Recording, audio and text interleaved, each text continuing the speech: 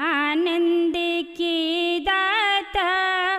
शिव शंकर हैं पिता आपके, शिव शंकर हैं पिता आपके।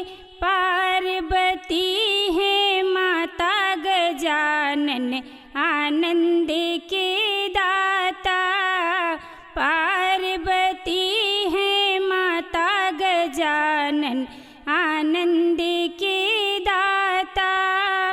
भोले बाबा की नंदी सवारी, भोले बाबा की नंदी सवारी। शेर सवारी है माता गजानन आनंद के दाता। शेर सवारी है माता गजानन आनंद के दाता।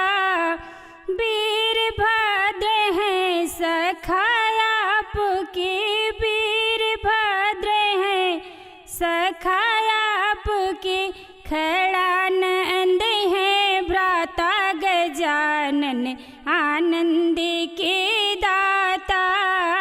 खड़ानंद है भ्राता गजानन आनंद के दाता। जो कोई गावे सो फल पावे, जो कोई गावे सो फल पावे। सब संकट कट जाता गजानन आनंद के दाता। सब संकट कट जाता गजानन आनंद के दाता।